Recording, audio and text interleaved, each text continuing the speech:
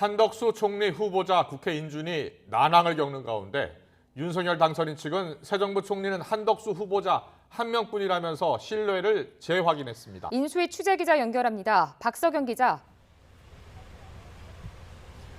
네, 서울 삼청동 인수위원회입니다. 윤 당선인과 한 후보자가 어제 통화를 했는데요. 어떤 이야기들이 오갔습니까? 네, 윤 당선인은 어제 한덕수 총리 후보자와 통화하며 새 정부의 총리는 한 후보자 한 명뿐이라고 말했습니다.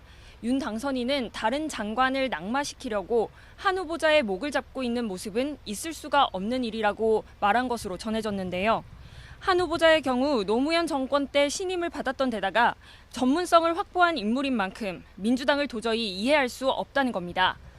한 후보자가 발목 잡기식으로 부결된다면 새 후보자 지명 없이 부총리 대행으로 새 정부가 출범될 가능성도 열렸습니다.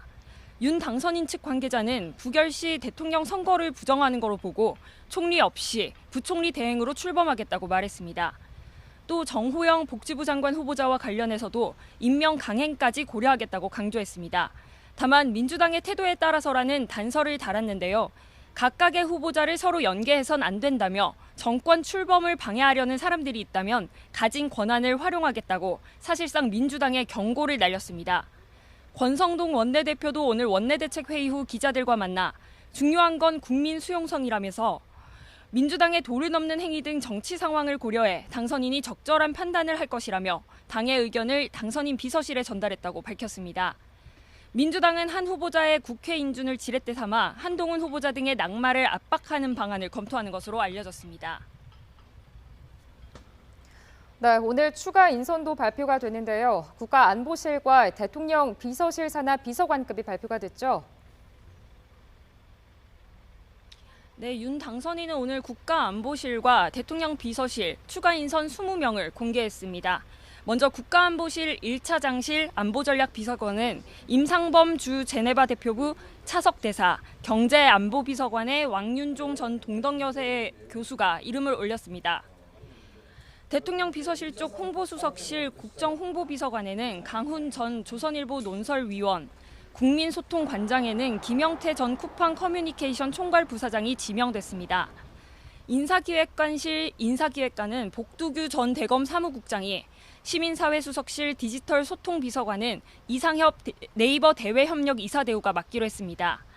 인선과 관련해 윤 당선인 측 관계자는 문재인 정권과 어설픈 동거는 하지 않겠다고 강조했는데요. 김인철 사회부총리 겸 교육부 장관 후보자가 사퇴한 자리에 후보자 몇 명을 검증하고 있는데 교육부 차관이 인사를 단행하고 개혁을 추진할 예정인 만큼 교육행정의 공백은 없다고 말했습니다. 윤 당선인 측은 취임 전날인 9일까지 대통령실과 차관급 인선 등을 차례로 쪼개서 발표합니다. 공정위원장, 금융위원장, 국정원장 등은 취임 직후 발표할 계획입니다. 네, 이제 취임식까지 나흘 남았습니다. 취임준비위원회가 오늘 브리핑을 통해서 참석하는 외빈 명단을 공개했다고요? 네, 윤 당선인의 취임식은 오는 10일 국회의사당 앞마당에서 열립니다. 박주선 취임준비위원장은 오늘 오전 마지막 브리핑에서 참석하는 외빈 명단을 발표했는데요. 먼저 싱가포르 대통령과 중앙아프리카공화국 대통령이 취임식에 참가합니다. 왕치산 중국 국가부주석과 인도네시아 전 대통령, 하토야마 유키오 일본 전 총리 등도 참석합니다. 미국에서는 해리스 부통령 부군 등 축하 사절단을 파견합니다.